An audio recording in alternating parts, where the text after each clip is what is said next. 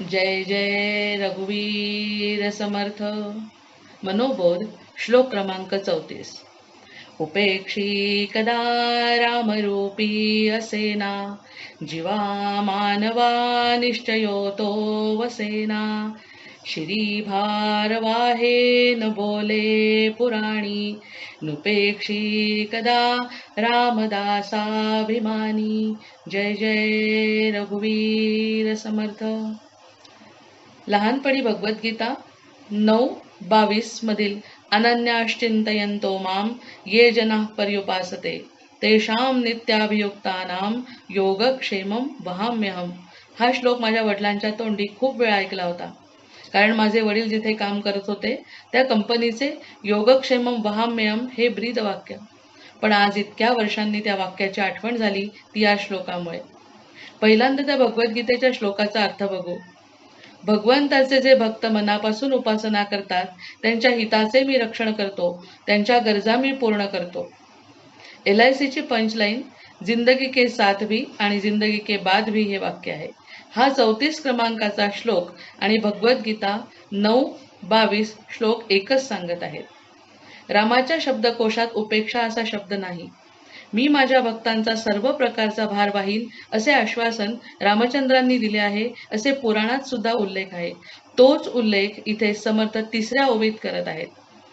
आता या श्लोकात भगवंत गरजा पूर्ण करतो यासाठी एक उदाहरण बघूया. घरात ओल्या नारळाच्या करंजा, लाडू इत्यादी पदार्थ केले जातात. तो खाऊ लहान मुलं आईजवळ मागतात. आई मुलाला एकदम खूप करंजा, लाडू खाऊ नको, एका वेळेस 2च मिळतील असे सांगते आणि मुलगा अजून दे असा हट्ट करतो. परंतु जास्त खाल्ले तर तब्येत बिघडेल आणि डब्यातला सगळा खाऊ एकदम संपून जाईल आणि नंतर परत भूक लागली तर खायला काहीच उरणार नाही, म्हणून आई एकदम जास्त खाऊ देत नाही. अशा वेळेस त्या मुलाला आईचा राग येतो. आई त्याच्या हिताकरताच तसे सांगत असते हे त्याला समजत नाही. मुलाने जास्त हट्ट केला तर आई अभ्यास जास्त कर, मग अजून एक लाडू देईन असे आमिष दाखवते आणि मग मुलगा अभ्यास करून तो लाडू आईकडून पदरात पाडून घेतो.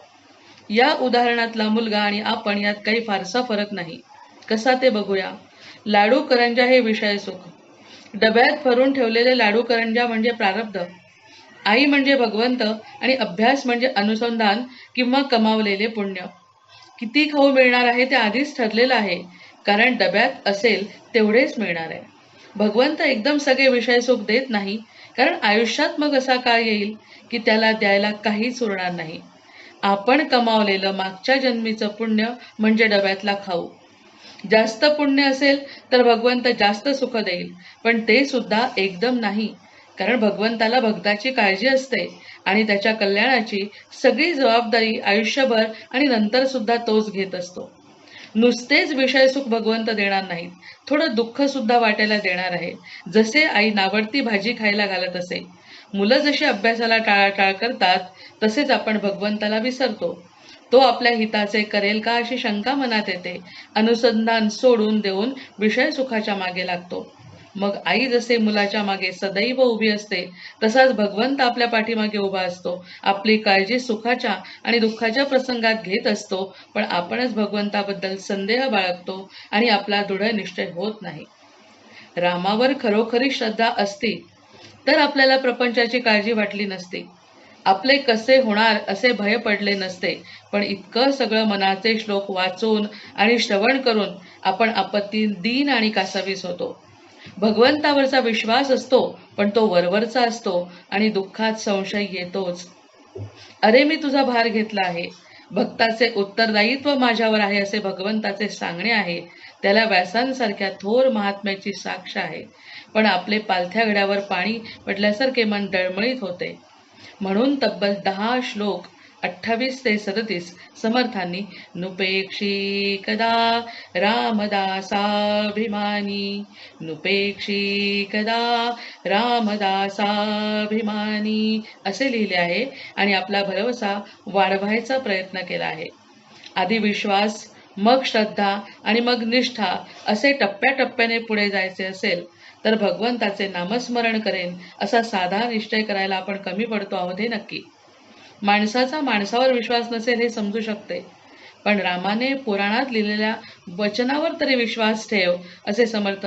जीवा मानवा निश्चयो तो वसेना, श्री भारवाहे न बोले पुराणी, असे सांगत आहेत.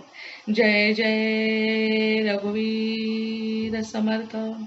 शुकासारखे पूर्ण वैराग्य जाचे, वसिष्ठा परिज्ञान योगेश्वराचे, कवी वाल्मिका सारिका मान्य ऐसा, नमस्कार माझा सद्गुरु रामदासा.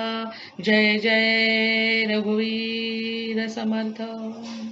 आहे तू जननी मदीय न कळे, अज्ञान मीले करू, घाली गे निज प्रेम पाखर सदा, दूरी नको गे करू, प्रेमे बाहत मुक्त कंठ करुनी, नाही तुझे बंधन, प्रल्हादा गुरुराजया नित तुम्हा, माझे असो वंदन. जय जय रघुवीर समर्थ. जय जय रघुवीर समर्थ. जय जय रघुवीर समर्थ.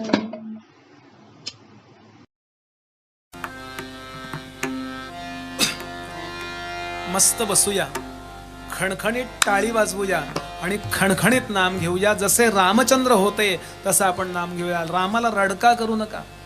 एकदा बाबूजींचा कार्यक्रम नागपूरला होता आणि गोळवलकर गुरुजी पहिल्या रांगेत होते आणि रामायण झालं. गीत रामायण झाल्यावर बाबूजींनी प्रश्न विचारला की कसं वाटलं रामायण. गोळवलकर गुरुजी म्हणाले, गोड वाटलं, पण आमचा राम रडका नव्हता.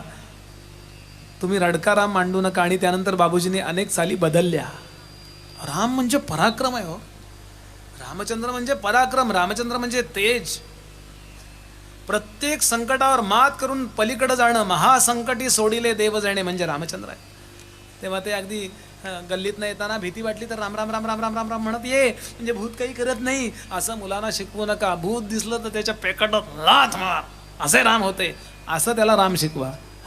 तर रघुपती राघव राजारामवाले शेळीचं दूध या गालात मारल्यावर तो गाल पुढं, मग त्या गालात मारल्यावर काय पुढं करायचं. त्यांनी गालात मारण्यापूर्वी एकाचे दोन करता आले पाहिजेत, असा राम आमच्या समर्थाने उभा केलाय. समर्थ म्हणाले, किती महासंकटी सोडिले देवजणे, प्रतापे बळे आगळा सर्व गुणे, जयातेच मरे शैल्यजा शिवळ पाणी, नुपेक्षी कदा रामदासा अभिमान. शंकर सुद्धा ज्याचं नाम घेतात ते रामनाम कसं असेल, रडका असेल का. श्रीराम जय राम जय जय राम,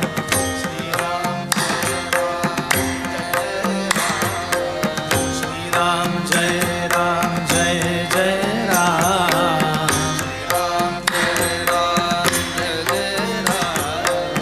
श्रीराम जय राम जय जय राम,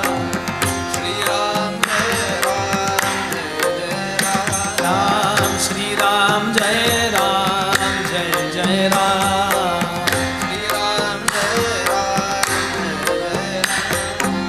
श्रीराम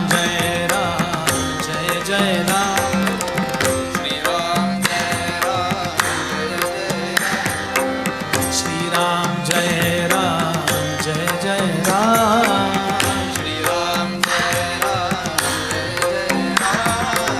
श्रीराम जय राम जय जय राम, श्रीराम जय राम जय जय राम, श्रीराम जय राम जय जय राम,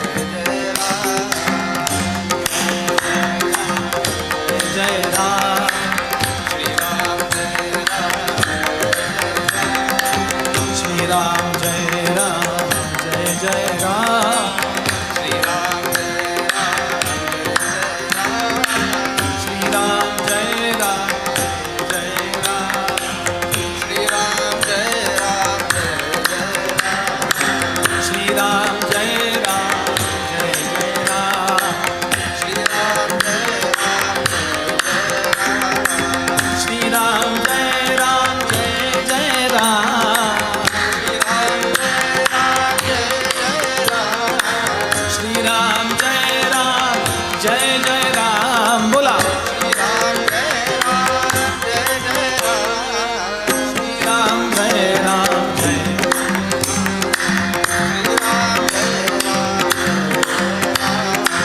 श्री राम जय राम जय. श्री राम जय राम जय.